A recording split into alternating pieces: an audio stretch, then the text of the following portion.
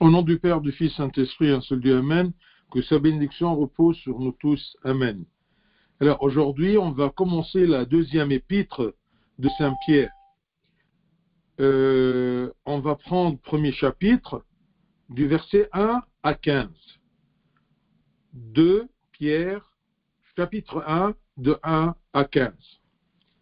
Simon Pierre, serviteur et apôtre de Jésus-Christ, à ceux qui ont reçu en partage une foi du même prix que la nôtre, par la justice de notre Dieu et du Sauveur Jésus-Christ. Que la grâce et la paix vous soient multipliées par la connaissance de Dieu et de Jésus notre Seigneur. Comme sa divine puissance nous a donné tout ce qui contribue à la vie et à la piété, au moyen de la connaissance de celui qui nous a appelés par sa propre gloire et par sa vertu, lesquels nous assurent de sa part les plus grandes et les plus précieuses promesses, afin que par elles vous deveniez participants de la nature divine, en fuyant la corruption qui existe dans le monde par la convoitise. À cause de cela même, faites tous vos efforts pour joindre à votre foi la vertu, à la vertu, la science, à la science, la tempérance, à la tempérance, la patience, à la patience, la piété, à la piété, l'amour fraternel, à l'amour fraternel, la charité.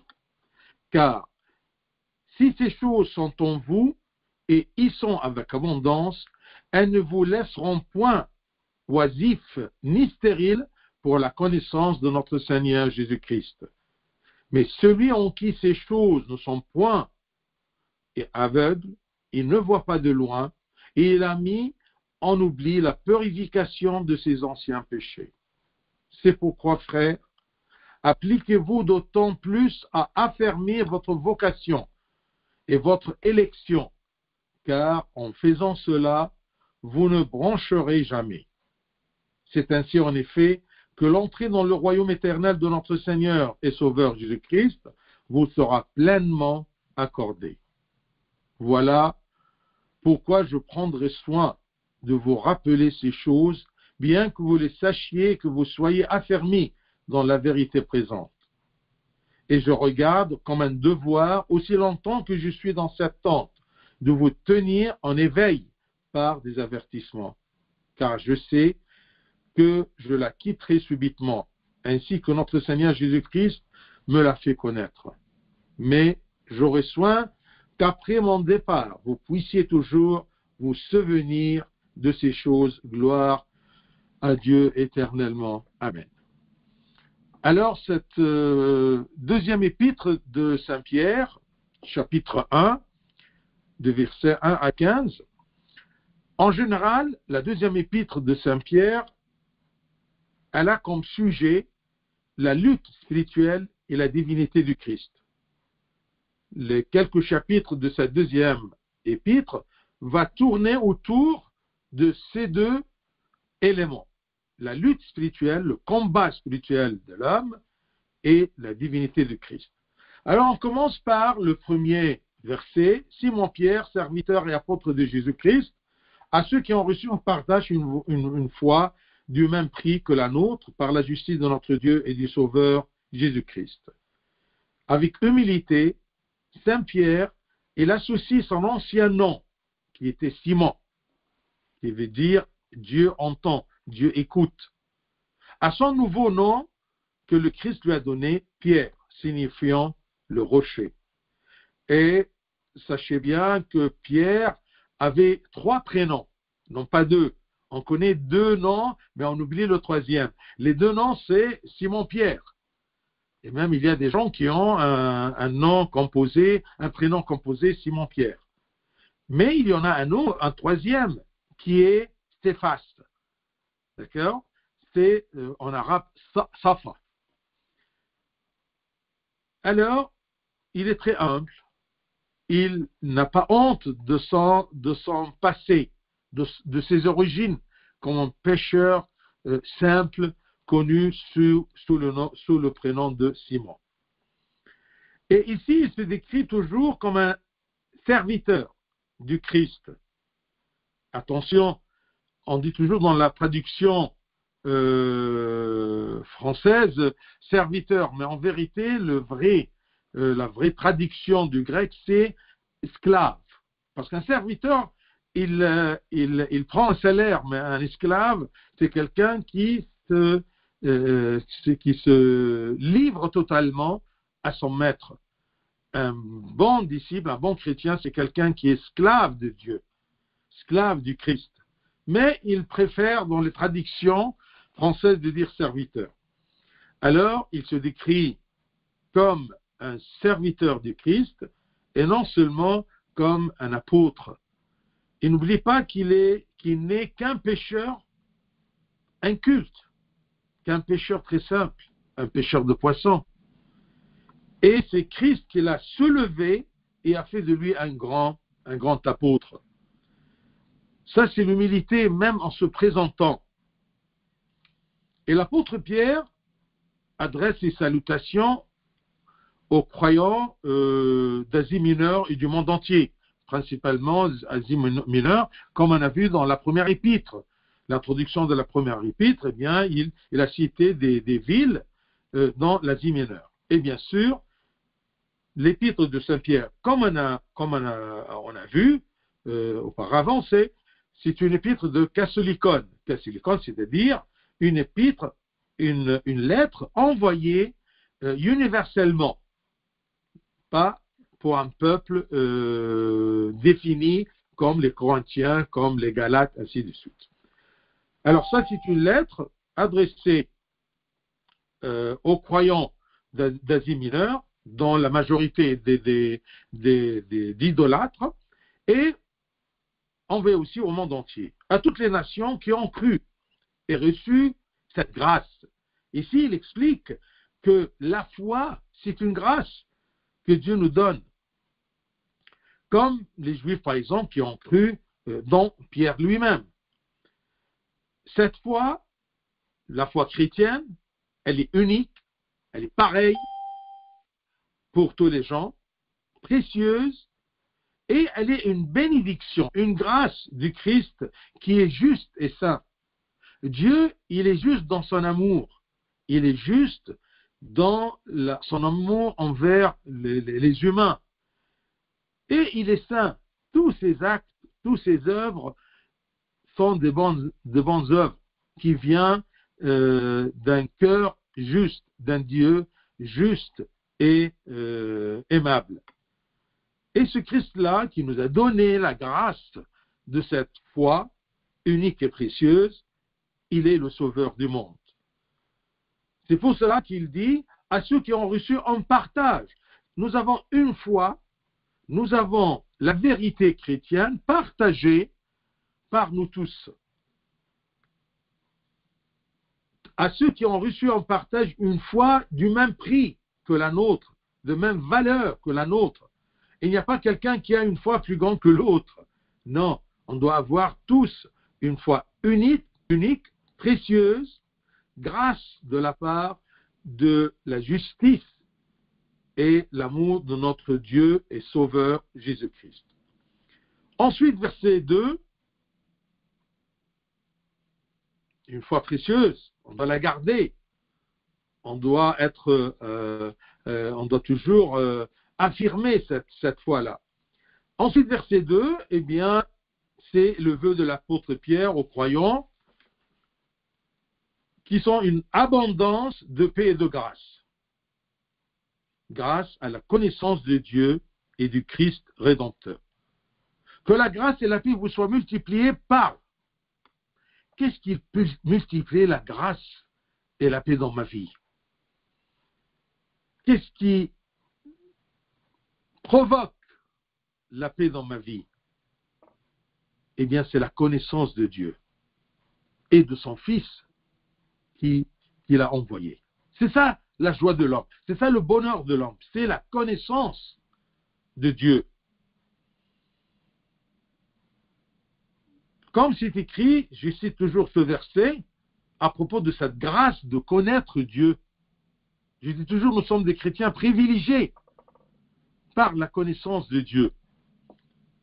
Eh bien, ce verset, c'est Jean 17, 3. Jean 17, 3. Or, la vie éternelle, le bonheur éternel, le royaume des cieux, c'est qu'ils te connaissent, toi, le seul vrai Dieu, et celui que tu as envoyé, Jésus-Christ. C'est ça notre but. Nous sommes créés pour ça. On vit sur terre pour atteindre ce but-là. Connaître Dieu, le seul vrai Dieu, et celui qui l'a envoyé, et celui qui a envoyé Jésus-Christ. C'est ça le but. Jean 17, 3.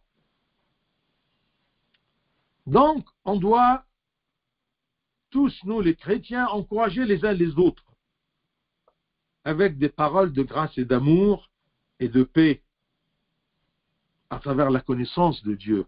Si on connaît Dieu, nous serons source pour tous ceux qui nous entourent, tous ceux qui partagent avec nous la foi précieuse, unique en Jésus-Christ. Eh bien, on doit rassurer le monde dans la tourmente de ce monde-là. Ce qui nous entoure est très pénible, mais nous sommes armés par cette foi, par cette connaissance de Dieu qui nous donne la paix, qui nous donne l'amour et qui nous rassure dans ce monde-là. Verset 3, comme sa divine puissance nous a donné tout ce qui contribue à la vie et à la piété, au moyen de la connaissance de celui qui nous a appelés par sa propre gloire et par sa vertu. Si nous connaissons le Christ et nous croyons en lui, eh bien l'Esprit de Dieu, l'Esprit Saint, nous donne toutes les possibilités d'une vie spirituelle, d'une vie qui plaît à Dieu, d'une vie spirituelle qui nous mène au royaume des cieux à travers les sacrements de l'Église. Vous voyez, nous avons beaucoup de grâce, mais on a besoin de pratiquer, on a besoin d'en profiter pour tout simplement essayer d'atteindre les promesses de Dieu, la vie éternelle, le royaume des cieux. Nous obtenons une nature qui nous aide à chercher le Christ, qui nous aide à chercher la vertu, la perfection. Comme cette divine puissance nous a donné, cette connaissance-là, c'est une grâce, comme cette divine puissance nous a donné tout ce qui contribue, tout ce qui nous aide à la vie et à la piété, au moyen de la connaissance de Dieu, de celui qui nous a appelés par sa propre gloire et par sa vertu. Si nous péchons, il nous pardonne nos péchés dans le sacrement de confession et nous nourrit de son saint corps et son sang, mais il prend soin de nous et nous guide dans son Église par les moyens de la grâce. Les moyens de la grâce, c'est-à-dire principalement les sacrements et sa parole prêchée parmi les membres de son Église, au moyen de la connaissance de celui qui nous a appelés par sa propre gloire et par sa vertu. Est-ce que nous cherchons à connaître Dieu? Tout ce qu'on fait pour étudier la parole de Dieu, comme je vous ai dit et je répète toujours, c'est afin de connaître à quoi je crois. Qu'est-ce que Dieu me demande? Quel est le but de ma vie? Eh bien, c'est la vie, la piété. D'accord? Connaître Dieu. Une fois que je vais connaître Dieu, je vais avoir une nature qui incline vers la vertu et la perfection. Par l'appel à la vie avec le Christ, Dieu est glorifié en nous. Il nous a appelés, il nous a invités, il nous a sollicités de vivre en Christ.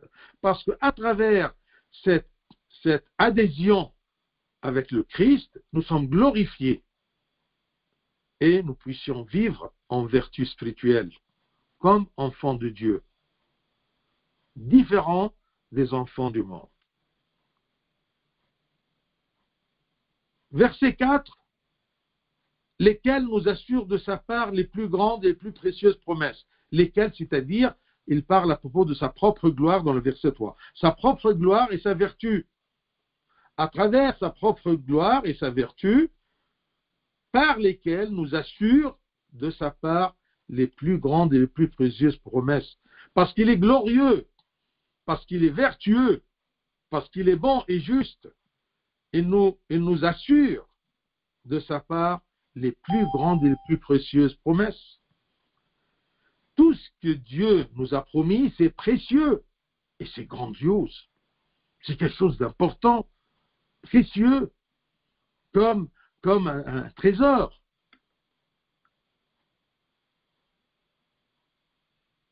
Sa propre gloire et sa vertu nous assurent de sa part les plus grandes et les plus précieuses promesses, afin que par elles, nous devenions participants de la nature divine. Attention, participants de la nature divine, est-ce que je vais devenir un Dieu, un divin? Non. Attention. Les grandes promesses et les précieuses promesses, ce sont les promesses de l'Ancien Testament et les promesses du Christ dans le Nouveau Testament aux croyants en lui, que le Saint-Esprit va nous accomplir ces promesses-là. Parmi ces promesses, c'est d'avoir une nouvelle nature qui s'approche de la nature divine. Participants de la nature divine, ça veut dire que nous aurons une nouvelle nature que nous obtenons par le baptême et par notre union au Christ, dans le mystère ou dans le sacrement de l'Eucharistie et tous les sacrements de l'Église. Eh bien, cet Esprit Saint va œuvrer en nous pour nous donner une nature capable de se rapprocher de l'image de Dieu sur laquelle nous sommes créés. L'œuvre du Saint-Esprit en nous nous donne gloire et vertu à travers les saints sacrements qui nous élèvent à partager la nature de Dieu autant que nous pouvons le supporter. On ne peut pas être des dieux, mais on se rapproche des caractères et des caractéristiques de notre Père Céleste. Parce que toujours le Fils, il ressemble à son Père. Il n'est pas son Père, d'accord, mais il ressemble. Plus il se rapproche de son Père, plus il connaît son Père, il imite son Père, il devient ressemblant à son Père. Alors, avec cette élévation spirituelle dans la vie chrétienne, par cette nouvelle nature qui nous rapproche de la nature divine, nous restons à l'écart des mauvais désirs et de ce monde. Ces mauvais désirs qui corrompent les âmes des gens de ce monde. Et nous jouissons de la pureté dans nos vies. C'est parce que on connaît Dieu et l'Esprit de Dieu œuvre en nous à travers les sacrements de l'Église, nous donne une nouvelle nature qui s'incline ou qui se rapproche, qui a envie d'être très proche de la nature divine. Verset 5. Vous voyez le terme connaître Dieu. Et les promesses de Dieu, ça se répète toujours. C'est ça qui doit me préoccuper, de connaître Dieu, pour se réjouir de ses promesses grandes et précieuses. Verset 5. À cause de cela même, faites tous vos efforts pour joindre à votre foi la vertu et à la vertu la science. La science, c'est-à-dire la connaissance de Dieu. Le ma'arif en arabe, Ça veut dire la science, non pas la science terrestre ou la science matérielle, non. À cause de cela même,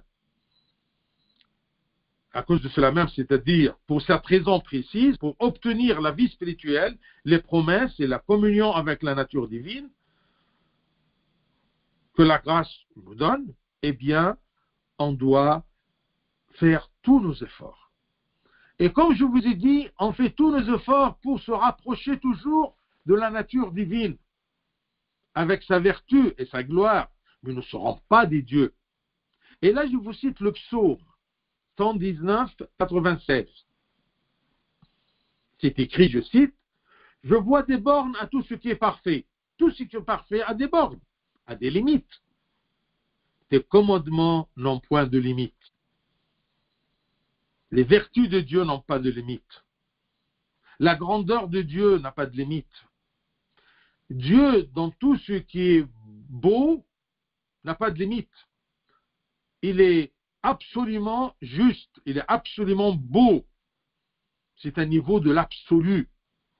Mais quand je suis bon comme mon Père, quand je suis glorieux comme mon Père, c'est quelque chose de relatif.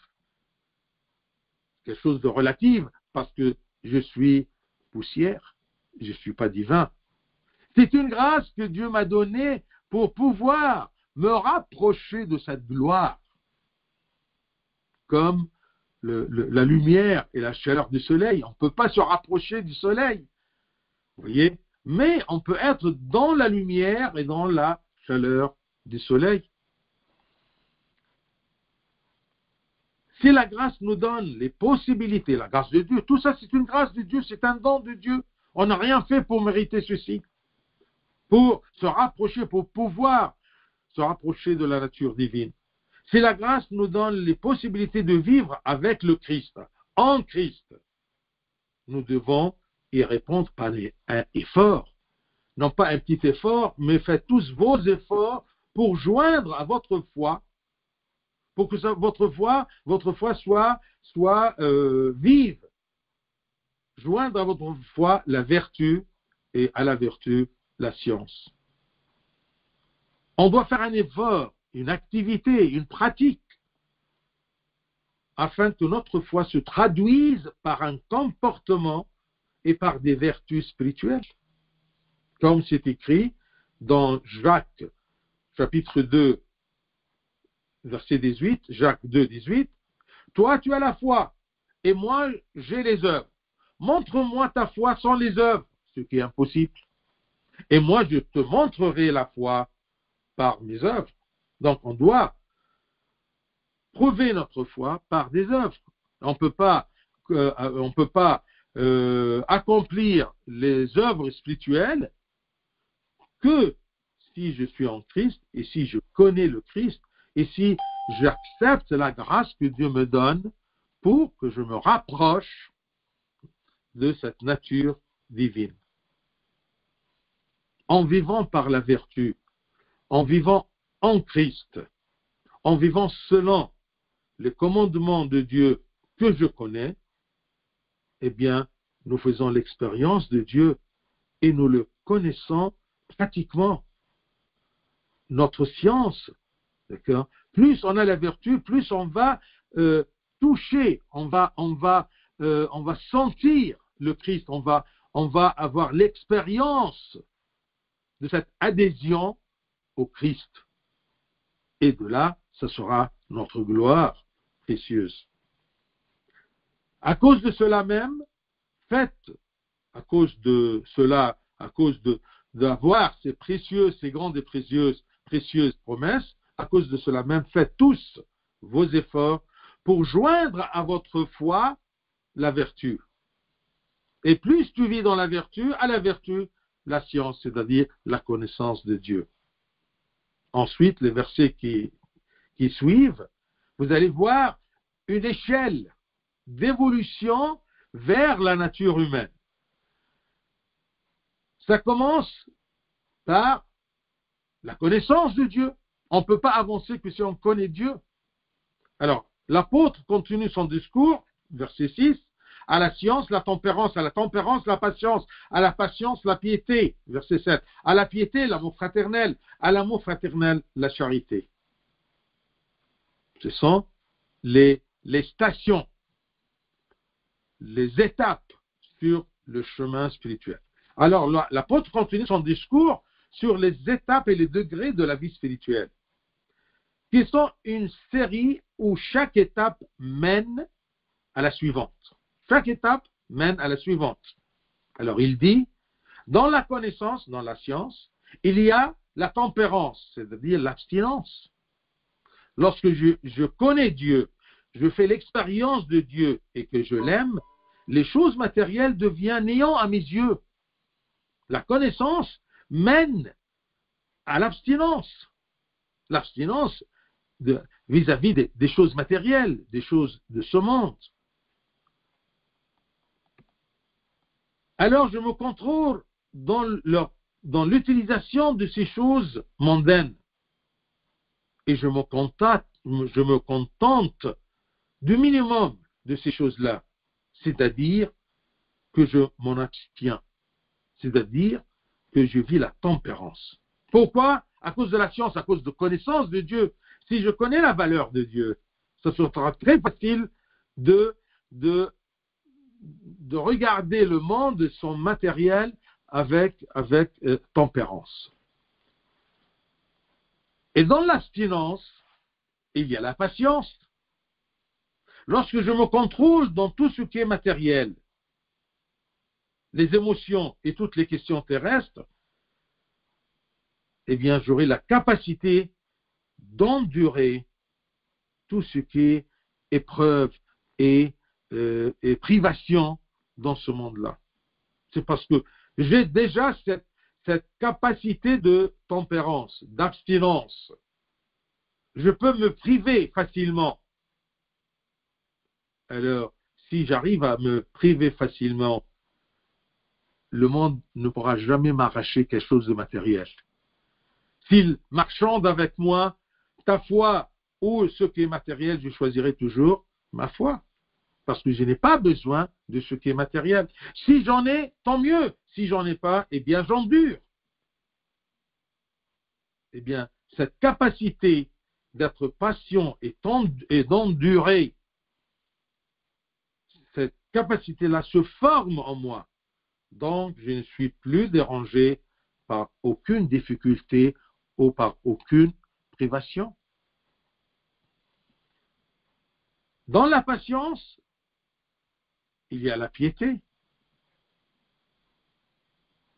Tout en endurant les épreuves et se retenant des désirs, les mauvaises envies, pour l'amour de Dieu, eh bien, ces miséricordes et ces consolations, la miséricorde de Dieu et les consolations de Dieu débordent sur moi comme une aide divine.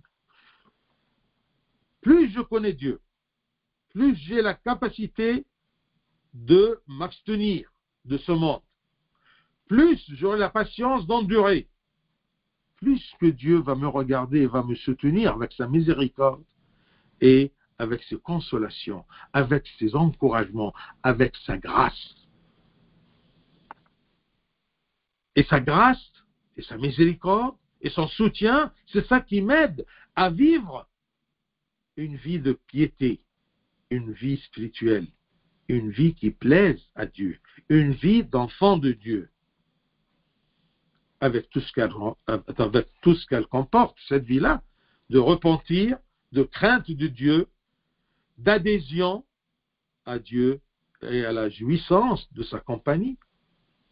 Vous voyez, c'est une échelle, comme on dit, une échelle spirituelle. Lorsqu'une personne craint Dieu et vit dans le repentir et dans une relation spirituelle avec lui, eh bien, cette personne-là sera toujours satisfaite. Il n'aura besoin de rien de ce monde-là. Et il va se débarrasser de son égoïsme. Il va s'ouvrir aux autres pour pouvoir établir de bonnes relations avec eux. Et c'est ça la piété, c'est ça l'amour, c'est ça la charité.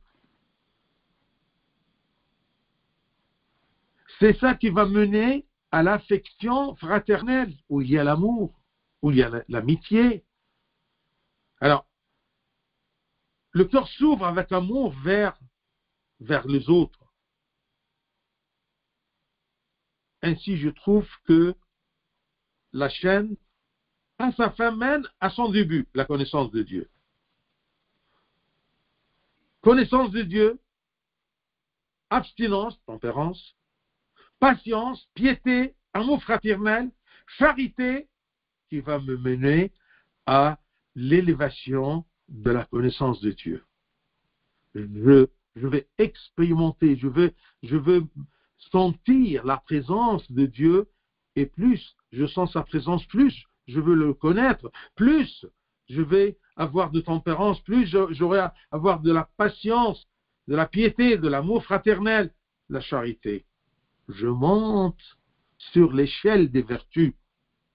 Je monte sur l'échelle, étape par étape, de l'échelle spirituelle pour atteindre les grandes et précieuses promesses de Dieu.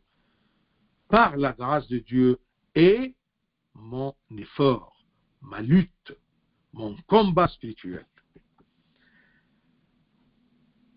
Verset 8. Car ces choses dont on a parlé, d'accord, la science, la tempérance, la patience, la piété, l'amour fraternel, la charité, tout ça, toutes ces choses, car si ces choses sont en vous, et ils sont avec abondance, elles ne vous laisseront point oisifs ni stériles pour la connaissance de notre Seigneur Jésus-Christ. Tout ça va nous mener, comme on a commencé par une petite connaissance, va mener à la connaissance de notre Seigneur Jésus-Christ. Ces étapes spirituelles poussent activement une personne à connaître Dieu et à remplir sa vie de fruits spirituels. Nous ne serons pas stériles. Nous aurons beaucoup de fruits spirituels. Et ces fruits-là vont nous donner la joie. Et cette joie-là va nous encourager à se rapprocher beaucoup plus au Christ. Et en se rapprochant au Christ, en se cramponnant au Christ, eh bien, on va augmenter dans la gloire du Christ et on va augmenter dans sa connaissance. Verset 9. Mais celui en qui ces choses, le contraire du verset 8. Verset 8, car si ces choses sont en vous, verset 9, mais celui en qui ces choses ne sont point, est aveugle de cœur, il ne voit pas la valeur de cette foi, la valeur de cette foi en Christ, la valeur de cette connaissance du Christ, la valeur de se rapprocher, d'être participant à la nature divine. Qu'est-ce qu'il y a de plus grandiose que être participant à la nature divine?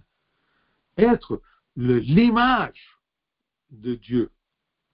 Mais celui en qui ces choses ne sont point est aveugle et ne voit pas de loin. Il voit sous ses pieds, il voit le monde, il voit les choses matérielles. Il ne voit pas de loin. Et il a mis en oubli la purification de ses anciens péchés. Pourquoi les gens vivent dans leurs péchés? Parce qu'ils ne voient pas plus loin. Ils vivent le moment.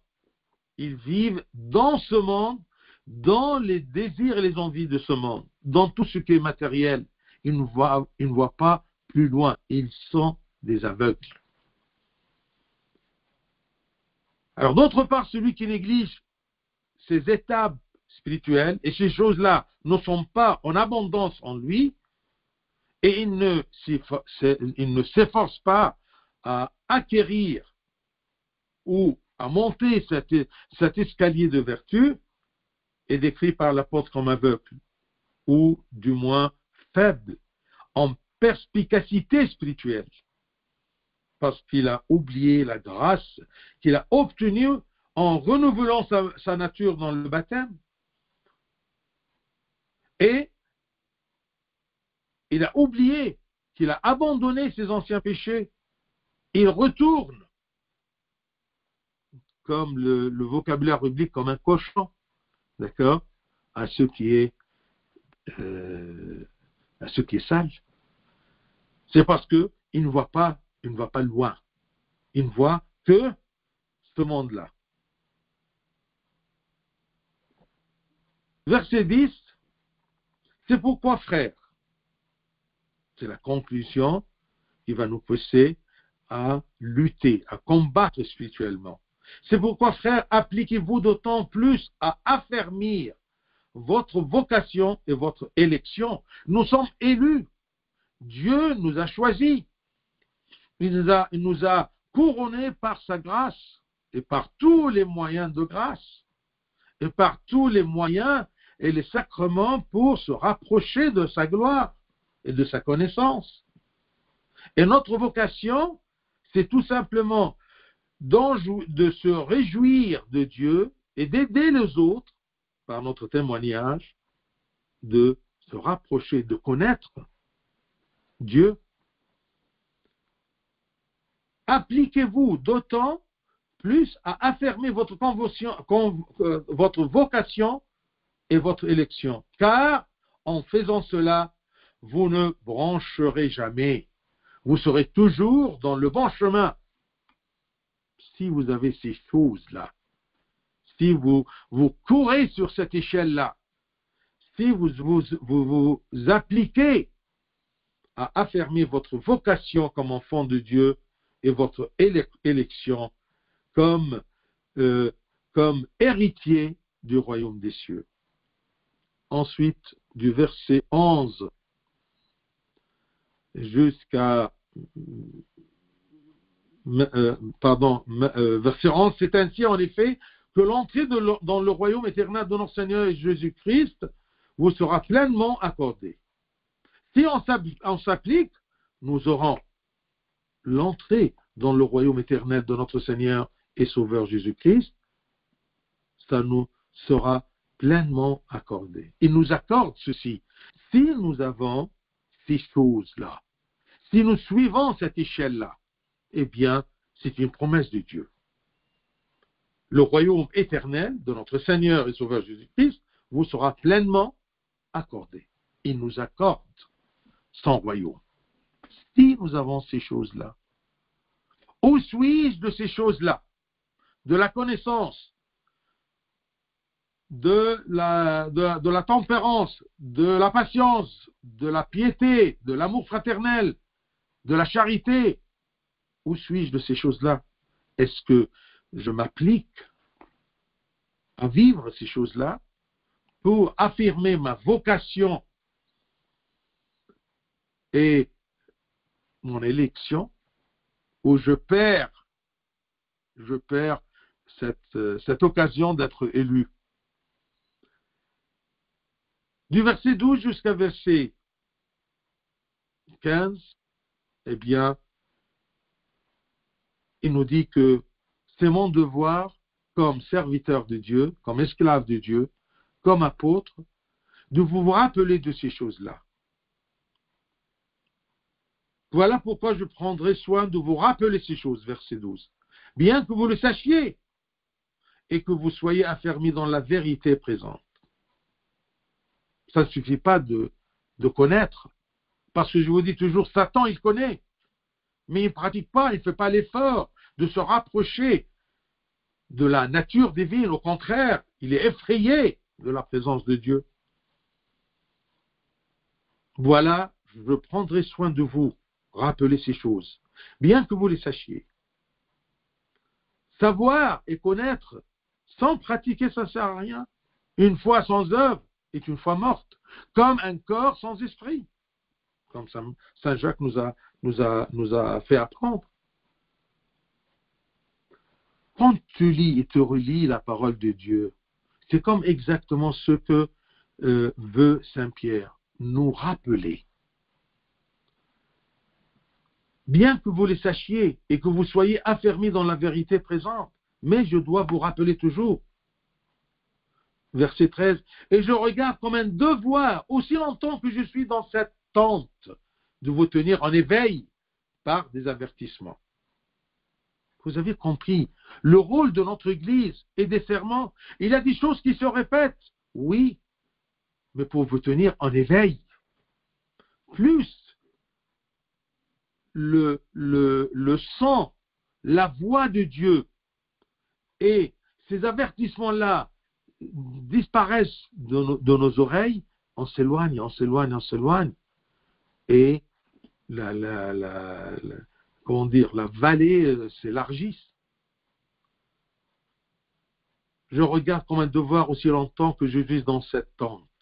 Là, nous apprend quelque chose de très important. Que notre vie, c'est comme si nous habitons dans une tente. À un moment, on va, comme les nomades, on va enlever la tente et partir dans un autre endroit. On ne vit pas notre chair, ce n'est pas une villa ou quelque chose de stable, non, c'est une tente qu'elle peut être arrachée, d'accord, n'importe quel moment. Il compare sa vie à une habitation, dans une tente qui est sur le point d'être démontée et déplacée vers un autre endroit. Et cet endroit-là est une éternité heureuse.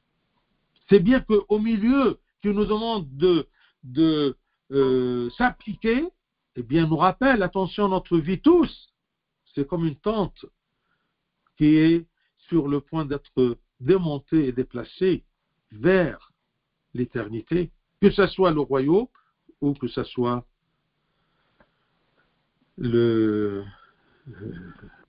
l'enfer. Mais j'aurais soin qu'après mon départ, vous puissiez toujours vous souvenir de ces choses. Il est parti, Saint Pierre, mais il a laissé ses épîtres.